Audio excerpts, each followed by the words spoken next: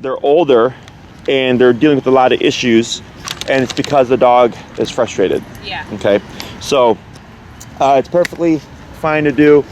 It doesn't impact the personality or anything like that negatively. There's a lot of benefits that come from it. So Right, okay. right. Yeah, we definitely will. And it sounds like you just wanted like standard obedience stuff, really? No like behavioral things so far? No, he's really well behaved. He's great with people and dogs. He's just jumpy. He jumps on people when he'll probably do that to you in a few minutes. Sure. And he hasn't had a lot of exercise today, so he's a little jazzed. Yeah, he's a little bit. Pulling on the leash, we don't have a heel command or anything like that. Sure. And he's super, super friendly, and I've never seen him be aggressive, but he is like very barky on the leash sometimes too when he wants to play with another dog. Sure, he's just frustrated. Yeah, he sounds scary. He gets a big old German Shepherd bark. Exactly, Yeah. but his tail's wagging a mile a minute, so. Gotcha. He just wants to play, but it scares people. And how'd you guys find us? Yeah, a bunch of research. Okay, good. Yeah. So I'm assuming you read up on me, how I train, my approach, and all that stuff. I use e-collar and prong collar. Yep. Okay, cool. Just to make sure we're on the same page, because sometimes people just fill out the form. Yeah. They don't read it, and then I show up, and they're like, "You do what?" And I'm like, "Yeah, it's all over the website." Yeah, I read it. Yeah. So we've been meaning to get him a prong collar. Yeah, we have. He was growing so fast, so we didn't do it. But this harness has helped a lot. But if you end up getting a prong, he's a 3mm. I don't go anything above that. Okay. Because 3.3, or I think the next size is 3.75. They're like pointless. They're not very effective. Okay. 3mm would be fine. If anything, you just need extra prongs to the size if he keeps growing. Okay. Because how big are we expecting this guy to get? About 100 pounds. 100 pounds, Okay. yeah. He's probably about 80. Sure. Man, right now I have he would be like the 6th or 7th German Shepherd. Really? Yeah, we have 2 German Shepherds that come to our daycare. They're puppies. Yeah. So they're little guys. And then we had a boarding train just recently, and then I have 2 more that are like on my calendar. Great. Aww. So I just got a flood of German Shepherds right now. That's so funny. There are a bunch of German Shepherd puppies in our neighborhood right now. Oh, really? Mm-hmm. I've been seeing those and Australian Shepherds. Oh, I've been interesting. seeing all over the place, like just puppies. Yeah. So for whatever reason, they're popular right now. So funny. We've had a wave of golden retrievers and golden doodles too. Yeah, golden doodles are like all over the place. They're all the rage. So this guy here, is he like typically like this? I know you said he hasn't walked yet, but yeah, well he's walked. He only in new places. Like Gotcha. his nose goes nuts in new places. Like we haven't been to Oz Park in a long time. Gotcha. But like we went to the dog park yesterday, and he immediately was running around playing with dogs. Sure. But in new places he does do this, and every now and again in our house even he gets sort of on a trail. Sure. And kind of does that, but Okay. So for me, I see this as kind of a bit of overstimulation. yeah. Now I understand, new environment, or at least environment you haven't been in a while. Mm-hmm. But like if, for instance, my dog when she was 8 months, if I came to go stop and was like just like having a conversation, like she'd like explore a little bit and then she'd just lay down and chill. Yeah. So a lot of dogs and puppies struggle with overstimulation, which is just a lack of boundaries. Yeah. And then it can lead to future problems in the sense that it can build to other things. And I know you said you haven't seen aggression or anything like that. But like frustration, like with wanting to greet dogs or anything like that, leads to reactivity, and then eventually it grows into a bigger problem. Right. Which all that, if we haven't seen it, that's good, because once you start with formal training, we essentially prevent that from happening. Okay. So on the website, I'm sure, like you guys know, I work with e-collar and prong collar. I actually train solely using e-collar. I only incorporate prong collar if needed. Okay. The reason why I use e-collar is because right off the bat you get off-leash control. And then for me, it's the best training method. Food is great for puppies under 6 months, but once you go out in a world like this, like it's usually not effective. So the dogs get too distracted by the stimuli, squirrels, rabbits, dogs. More excited by the dogs. Yeah. The dog's like, well, I don't care what's in your hand because I see dogs only a couple times a day. Yeah. Right. So there's no value there. Right. So with the e-collar, it's just very effective. See, there you go. So if he becomes reactive, what you want to do as best you can is just pull straight up. Okay. When you pull up, you de-escalate. When you pull back or up and back, you escalate. Okay. So that's what most people do when their dog becomes reactive. Is they do this, and then it jacks up the dog more. Got it. So pull up like that.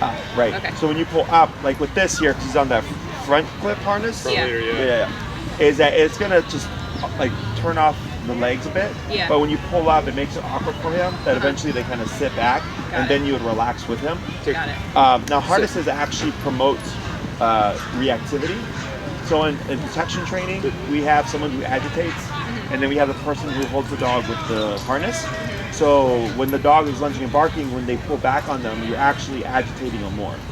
Okay, and we use that to build the frustration, so we can build aggression, so that we can, teach it and harness it, and then have a protection dog.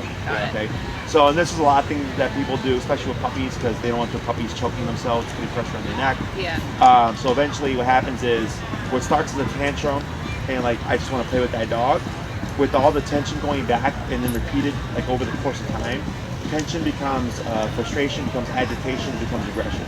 And the next thing you know, the dog is not friendly anymore, and now the dog is just actively aggressive because of all that tension that they got when they were growing up as a puppy. It is super common.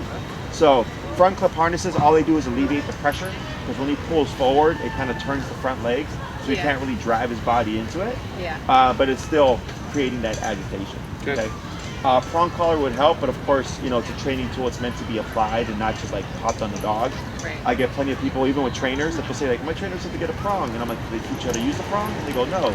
I'm like, well, that's not good, because the prong is a tool. Right. It's meant to have function, and you're meant to do stuff with it. Right. Right. So I teach all that. So the reason why I do e-collar over prong is, like, let's say he did have reactivity, and we were trying to stop that behavior, and we wanted to use a prong collar. If he's at a like 13 to 14 in terms of intensity, and you yank him with that prong collar to correct him, and your firmest correction is a 10, 10 is not going to match that 13 to 14, and then you're stuck. Okay, and it's a very common thing, because dogs are physical animals, they bite each other. Right. So that's how they relate to the world. So even if you correct them as harshly as you can, if you can't match that intensity, it's not going to get any better. Okay, and it's a super common thing. Even with myself, I've been working with dogs for 10 years, and I have really good correctional skill. And if the dog's too far gone, even if with what I do, like, it's not going to be effective at a certain point. They're just too far gone. Okay? Yeah. With the e-collar, we're not worried about that. We're not worried about physical strength. We're not worried about technical skill. It's very simple to teach. And you get, again, up to off-leash control if you're wanting. The one command that has to be off-leash reliable, of course, is that recall, which is that come and call. Otherwise, if it's not off-leash reliable, it's essentially pointless. Right. Okay? So the length of time and cost and all that stuff is just determined on how well trained you want Duke to be. If you could have the life of Duke you wanted, what does that life look like? Definitely a dog that has good recall. I mean, it would be nice if we could, walk him on his leash without him pulling our arms off, or like worrying about him running towards to try to play with other dogs all the time. Okay. Like, I want him to want to play with other dogs. Off-leash recall. Would Yeah, be off-leash huge. recall would be great. And no jumping on And no jumping. people. Okay. Yeah, like he'll Yeah, he's otherwise pretty well behaved at home. Like, yeah, he's great. Responds to sit and lay down, and a couple others. Okay. Go to your place, or go to your Your bed or go in your something. bed and go in your house. Sure. Is that his kennel, or is that like an actual bed? Both. Both. Okay, so Yeah. go to your house is his kennel, and then go to your bed is his bed. Okay. Yep. If you tell Duke to lay down or go to your bed, will he hold it for a period of time, or does he just go there and Yeah, unless he's really excited, he'll go and he'll lay there. Okay. He gets hot on his bed, so he'll only stay for so long. But Sure. But yeah, no, he'll go and he'll hold it. Okay. Especially in his crate, or we have like a pen thing too. Gotcha. So we'll Would you ever like want to take him to a restaurant with you and like have him like join you and like Love lay that. down and not Yes. bother people and stuff? Yes. Okay. I wouldn't be worried about doing that in like a park or something, but I've only done that with him once, and he was actually fine. But I didn't. We just kind of hung out at a picnic Oh, table. sure. Yeah. So I'd be a little worried about it. Do you go hiking or anything like that? Yeah. You do? Okay. So the way my programs are designed, it's kind of like, so I have 3, 6, 9, and 12 week programs. Okay, the 3 week is like for people who are struggling with reactivity, and like that's all they care to fix.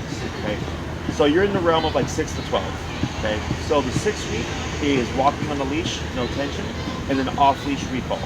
Okay, so that's kind of like I walk my dog to the dog park, I call my dog back, and then we walk back home, that kind of deal. Yeah. The 9-week program is walking your dog, the off-leash recall, and then duration control, which would be like the down or the place, no matter the environment. So if you go to like a restaurant, Duke down, he doesn't move for the next 2 to 3 hours, and you can actually enjoy your brunch or your dinner or whatever. Okay.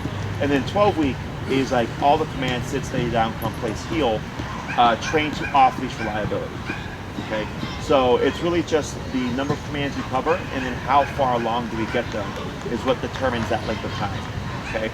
So I personally don't care what people, in terms of how well they train their dog. I just care that the dog has a really good off-leash recall and doesn't, do all of this pulling on the leash and stuff like that. Because that's like the core of preventing behavior problems. Right. The rest is just depending on what the person wants. Okay. Makes sense. So when it comes like to the e-collar and stuff, now because of COVID, which is why we're here, Right. it's all verbal instruction. Okay. So I actually don't touch the dog. I'm here with you, but I'm coaching you through it. Okay. So pre-COVID, I would take Duke, I would train him in front of you. You would observe and kind of learn what I was doing. I'd give him back to you, then say, now it's your turn, and then I would coach you through it, right? But I would do part of the work. Now, which was good because it was easier for people to pick up because they saw it. Yeah. Right. So now, since you're doing it yourself, the first class is always the hardest, okay? Because you don't know what you're doing, the dog doesn't know what's going on, Right. and I'm just coaching you through it, right?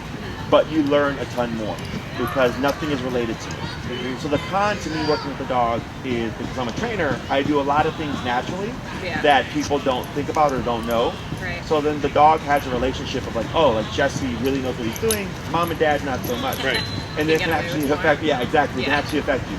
So now, because it's all you, if you're having a trouble spot and I work you through it, you actually learn more because you solved the problem. Right. I helped you solve it, but you ultimately did it yourself. So that when you leave the class, what I care about is that when you're at home, living your life with Duke, you're leaving with like, I have the skill set to actually keep my dog under control, and I know what to do in case of an emergency and all that stuff. Right. Okay. So I'm coaching my clients all through it now. When I work with couples, I don't even really touch the dog because the only exercise that requires me is the recall. Yeah. If it's one person, because it's a 2-person thing. But when I work with couples, they can work with each other. No biggie. Okay.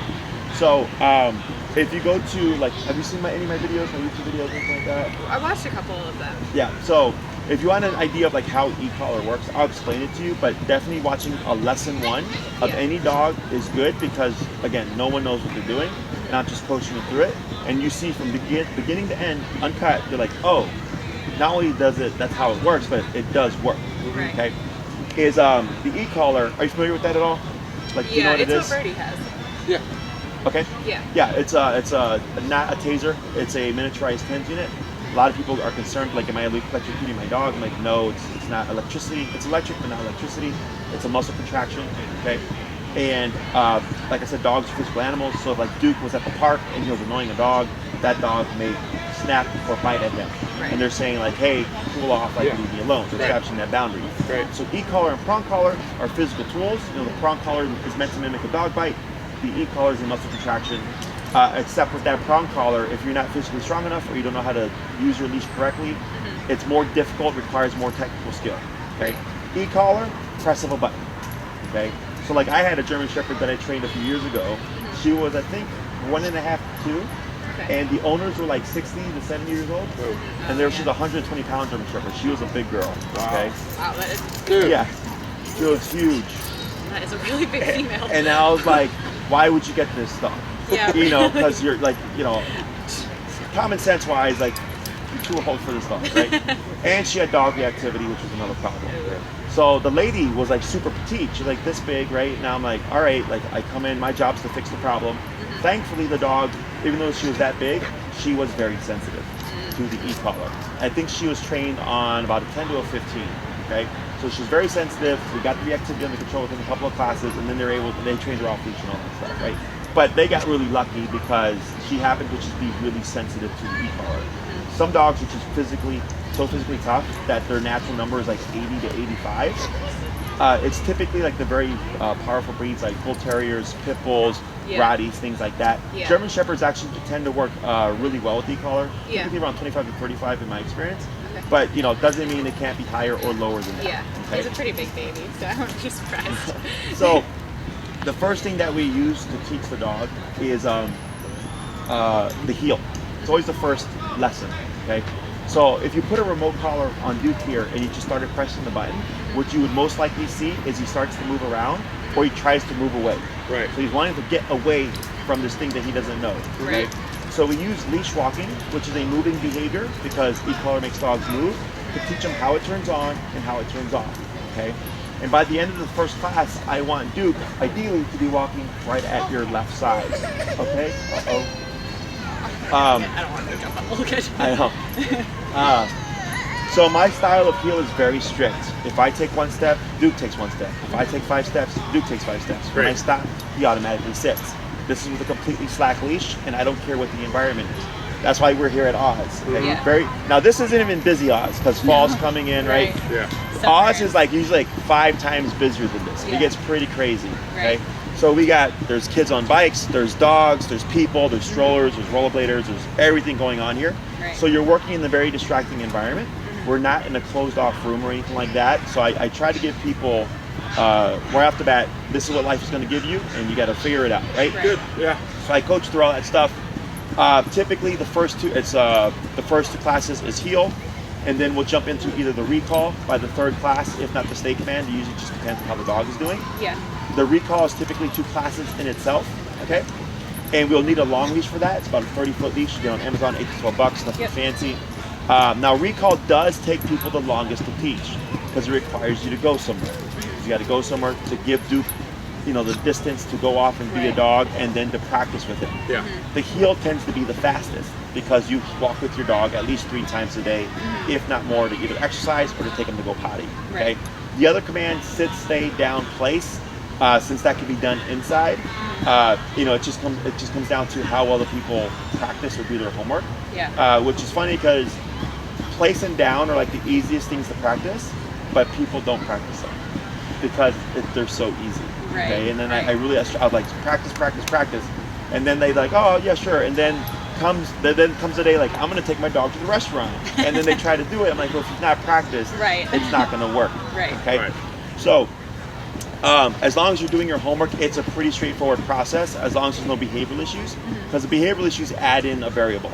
If he's being reactive, or if I'm dealing with like fear, anxiety, or nervousness or anything like that, we got to work through that stuff. Okay.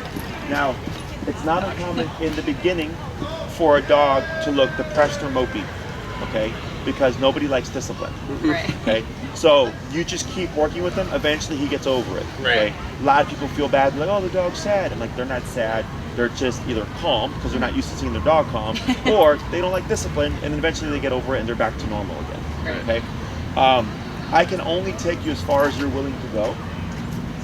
So like, yep, straight up. There you go. Then It really does work. up. Wait a moment. Now relax a bit. Okay. Good. And then if you were to go forward again, you literally just go straight up. Okay. So once you feel him relax, that's when you ease that pressure. Okay. So when he's escalated, you're going up, and what happens is this goes on, right? This is kind of uncomfortable. As soon as he settles, we relax, and then he's like, okay, right? Got it. And this is just a Band-Aid for now. Yeah. Yep. Okay. So Band-Aids are good when yeah, we have to walk. Yeah. So, Put it back. yep, you're good. Yeah. And you can see here, like his tail starts wagging. Right? Yeah. So then go ahead and just pull up. And then wait a moment. Now relax a bit. Good. So you see how he still posture forward? Yeah. And he's eyeballing up, up. Relax a little bit. There you go. Okay, I guess it's something else. And what you can do is if you grab closer to where your clip is, it gives you more immediate leverage. Right. Because if you pull at the end, like you're like this, Yeah. and then if you're up here, it's like that. So then you're not having to do so much lifting. Right, Okay. right. I mean- You'll get a good workout, but then it's hard to gyms control. have been closed, so I gotta do something. So let me think here. Oh, so yeah, I can only take as far as you're willing to go. So like let's say we start working with Duke, and maybe he's physically very resilient, okay, and his number is like 65. And I tell you, okay, Duke's working number is 65. And then you go home and practice. I see the following week how to go. Jesse wasn't that good. What happened? He wasn't listening. How high did you go? 35. 35 is not 65. Okay. So the numbers, I use them as reference to give you an idea of what to use. But if you're not willing to go to that extent to get compliance, you're not going to make any progress. What does the number correlate to? The intensity of the contraction. Okay. So my collar goes 0 to 127. Okay. If you go to like a pet store, you'll see some that go to 10. 10 and 127 are the same. Okay. But I have 117 more divisions. Does that make sense? Yeah. So I can really You can fine just go tune it. smaller Exactly. increments, yeah. So like let's say on a cheaper model, you go to 4, he's yelping. You go to 3, he's not listening. Okay, it's super common. 4 is too much, 3 is too little. Yeah. With mine, I can go 40, 30, 35, 36, 34. I Right. can really fine tune it. Is that something we get from? You get it on Canine? Amazon. We'll Okay. send you the make and model, Great. and then you just go on Amazon, you purchase it, and then I send you some videos to get you acclimated to the e-collar. Cool. Okay. So yeah, I can only take you as far as you're willing to go because people tend to feel bad Yeah. because they think does it hurt him? so it's discomfort. The higher you go, like I felt it 127 continuous, which is the harshest correction, Yeah. and it sucks. Yeah. Okay. But that's not how you approach the training. Okay. Right. So people typically think Jesse comes in, he jacks up the collar, tells the dog to sit. If they don't sit, you punish them. Okay. So have you been to a chiropractor or a physical therapist? Yeah. Have you had stim? Yeah, I have. Okay. E-collar is a stim. Okay, so it's exactly it's a the same tangent. thing, yeah. Exactly. So when you go to the chiropractor physical therapist, they'll tell us when it's too much. Yeah, so it's right? the same. Yeah, exactly. So they raise it, and you say, hey, that's too much, and they lower it. And they say, how does that feel? And you say, Yeah. that's fine. Yeah. And they let the machine do its work. Yeah. Similar with e-collar, right? I don't know what Duke's number is going to be. Right. I'm here to help you find out. Right. So we start at 10, 15, 20, 25, 30, 35. Then he gives me the response I'm looking for. At that moment, 35 is the number. Okay? But that number may change according to the environment. So if there's dogs walking around, you might be at a higher number, right? When we're here at Oz training, you might be at a higher number. Yeah. You go to your neighborhood, maybe it's calmer, you're at a lower number, right? Right. So it's really logical. Once you get a feel for Duke and like his just kind of mental capacity and physical resiliency, Yeah. you'll just naturally go to the environment. You're like, oh, we're going to Oz, he's usually around 42. Oh, we're walking over by the lakefront, he's usually about 25. You already go there, but what determines the number is his behavior. Yep.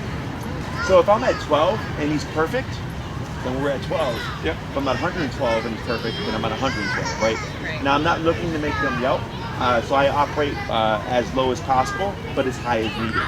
Okay. A lot of trainers tend to stress low-level e-collar, which I think makes dog owners too paranoid, because when they work with the trainer, they could be as low as like 4 to 5. Yeah. Okay. In my experience, I get like 1 or 2 dogs a year that operate that low. It's super rare, okay? But then the owner gets so stuck on, but when I was working at 4 to 5, I'm like, yeah, but right now it's not. Yeah. Right now you need 25, whatever Yeah. it is. I teach you how to be really flexible and kind of fluent with that e-collar so that we're not struggling with him all the time. No digging. It should never feel like an argument with your dog when you're layering in the remote collar correctly. Yeah. Okay. Also, physical strength doesn't matter. Okay, because we're controlling him here. Most people tend to try to control physically. Like right now, I told you pull up, right? Yeah. Because that's what we have at the moment. Right. But like if you're walking with Duke and he's pulling you, do you like shorten the leash and pull him back? Yeah. Yeah, right. So that's physical restraint. Yeah. And then he just keeps pulling. Yeah, he'll right? stop for a minute and then, Yes. as soon as you say okay, he takes it as like, let's go. There you go, right? And that's why I want that complete slack leash with him very attentive to me, watching that every movement. Yeah. And e-collar is what allows us to do this. okay? Yeah. Does So, that mean that he has to stay on an e-collar like, forever? it's a very good question. One of the most common questions. You guys drive? You go on the expressway? You go the speed limit? No. Right? So if you Roughly. see a squad car, what Yeah. happens? Slow down. You slow down, go the speed limit, right? That's called opportunistic behavior. All animals do it, right? So what this means is when you're going to be out with Duke going for a walk, or you're going to be off leash and stuff, you have it on. Yeah. If he's a great dog inside the house, you don't need it, Right. okay? So think of that e-collar as a cop on a collar. It has nothing to do with the training methods, it has nothing to do with my skills as a trainer or anything like that. It's simply opportunistic behavior. If he's like, hey, what happens if I pull today and that collar's not on? He goes, oh wow, when this thing's not on, I can actually do whatever I want. Right. And then he's gonna become a gambler, is how I put it. Okay? So if you're gonna go for a walk, if it's a quick little potty break, just going out in the front, who cares? Doesn't Yeah. matter. But if it's like, yeah, we're gonna go for an hour-long walk, or go to Oz Park, or go to a dog park, you're gonna want to have that collar on. Now, it doesn't mean that you're always using it. Right. Okay. It just means the presence of it lets him know, like, hey, I better listen. Otherwise, they have a means of making me be compliant. Right. Okay. So like my dog's been e-collar trained. He bopped his head there. E-collar trained for about 8 to 10 years. And if I'm gonna take him out, for anything longer, or if they're gonna be off leash, I'd have that collar on. Okay. And the other thing is you can't account for life. So I was walking through Logan Square. I had my 2 dogs. My pit hates fireworks. And this was, what are we, in October? So this was like last month. She's walking, and then somebody randomly sets up fireworks. And then she's like, I want to go home. And I didn't have her e-collar on because I wasn't going to take him off leash. Right. And I'm like, well, this sucks. Now I got to deal with my dog in flight mode because some jerk decided to set off fireworks. Right. Okay. So like, I've been at parks where there's dogs off leash, like here at Oz over there is usually where people have their dogs off leash. Yep. Yeah. So if somebody set off their firework over there, just randomly, I expect somebody's dog's going to run away. Yeah. It's usually what happens, right?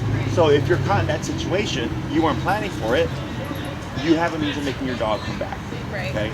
Or let's say you're walking with them and he's off leash, having dog time. The squirrel runs right in front of him. Right. And he decides, like, boom, right? Because he's an animal, he's a predator, and he decides, whoa, squirrel. Is you have a means of stopping him in case of those emergencies. Right. Okay. So it's not that you're actively always remoting him. It's just that it's present and it keeps him in that state of like, I need to be more open. Right. Okay. Questions about that? I don't think so. With it. I'm trying to think here. What else is usually a common question for people? When does the e-collar go away? How long does it go for? How much? He's 80 pounds? Roughly, yeah. Okay.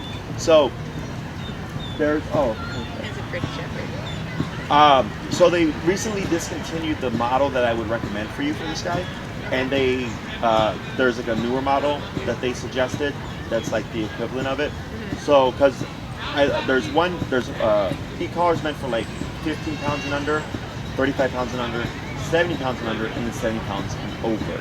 Okay, so he's at the 80-pound mark. Yeah. So the collar we would recommend for you, and Maria will give you this information, is the Dogtra 1900 black. Okay, and it's meant for dogs this size. Okay, so the reason why you want to make sure you get that appropriate collar is the output is different. So the output for the 50-pound dog, the number could be like 50, would be the equivalent of like 25 on the higher power collar. There's just more output with the higher one. Because one, he's a bigger boy.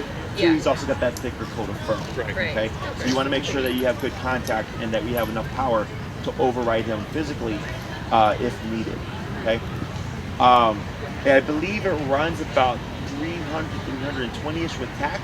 It's a new collar, just came out, so I'm not too familiar with it. I just had my first client actually start using it recently.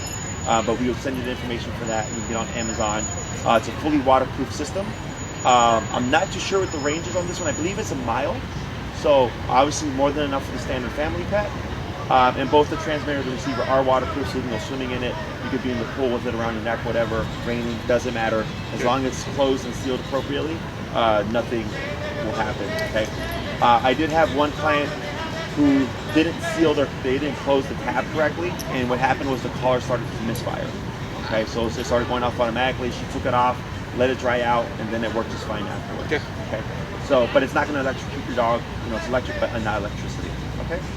Questions so far? No. So, in terms of which program you would need, at minimum 6, at most 12. And I'll, Maria will send you all the information for these, but 6 would be walking on the leash, off-leash recall. The 9-week would be those 2 things plus duration control. And the 12-week is for those that are like, we're going to have our dog off leash. We go hiking, we go to a restaurant patio, we go to the dog park, we let our dog off leash in unenclosed areas. And that's sit, stay down, come place, heel, built to off-leash reliability. Okay? Now, I'm a very good dog trainer, but you have to do your homework. Right. Okay? So is the whatever program 6, 9, and 12, is that once a week? Once a week for an hour, correct. Yeah. So like if you had a set schedule, like let's say Sunday at this time was free, right? You would contact Maria, she'd send you a form, you handle all that stuff, and you pick your time. So let's say, 4 o'clock on Sundays, and you decide to do the 9-week program, is your time for 10 weeks. So 9 plus 1. Okay, for 10 weeks, 4 o'clock on Sundays is your time. No one can take it from you, so we give you priority. Okay. Let's say you have to cancel or reschedule, you know, through traveling, whatever. That's perfectly fine. But once you hit that 10th week, okay, you've used up your priority. If you have 2 classes left over, you don't lose the classes. You just may lose that time. Okay, because my schedule is because I have people constantly booking. So then we give you priority. So then if Maria's like, well, we have this new person coming in, we know this person's used up the priority, we can book them, and she'll turn around and say like, hey, you know, use the priority, but you have 2 classes left. These are other times that are available. And then she'll just fit you in there. You wrap up your program, and then you're good to go. Right. Okay. Other questions? Would you say it's pretty critical, I assume, at least early on, for both people of a couple to attend the training? Yeah, so the first class is the most important because that's where we cover a lot of the stuff. Yeah. And then classes 3 to 4 if we're doing recall, because it's a 2-person thing, like I can absolutely help. But then that one's also kind of heavily coordinated. Okay. That I would suggest both people be there. So if anything, the first 4, and then after that doesn't really matter. Okay. The other thing is, you know, we are recording the sessions now. So like when I work with my couples, if one can't be there, they just go on our channel and they watch the video, and it catches them up. Yep. Right. Got it. Okay. Cool. Other questions? No. Good. This is pretty straightforward because it's just obedience. Right. So they just mull it over, you know, which one you want to do, 6, 9, or 12. Maria will send you all the breakdown of the pricing, the e-collar model and everything like that, and she'll send you a contract form, you know, talk about it. It's first come, first serve. Yep. So if you turn around like, yeah, book us, boom, and you get that time, and I've seen other 5 people, and you get in before them, it is what it is. Okay. Other than that, I don't foresee any issues here. Okay. Not uncommon in the beginning, like I said, dogs will look mopey or depressed, that's fine. But during the first session, you know, we're gonna see stress responses like shaking, panting, salivating a little bit, just because it's discipline. Yeah. As long as you keep exposing them and, you know, working with them, they get over it, life goes on. Next thing you know, he's back to being Duke again, okay? You know, people see those things and they feel bad for their dog. I'm like, dogs bite each other, they're perfectly fine, you know. So, anything else? No. All right. Well, if you have any other questions, feel free to reach out. Like I said, if you want to learn more about our training methods, just go to our YouTube channel and you'll see all the clients that we have, and then, you know, look up a lesson 1 and get a feel for it. Once you get your collar and you're confirmed on the calendar and everything, I will follow up with you with an email that'll help kind of break down this is what the e-collar is, this is how we use it, so that when you come to the class, you're just ready to start the training. Okay? All right. Otherwise, if anything else pops up, you just let me know. All right, great. Okay, awesome. Thanks, Jesse. Brad, Aaron, it was a pleasure. Yeah, I look forward to working with you. No worries. And then if you need anything else, you let us know, okay? Okay, great. Awesome. Thank you.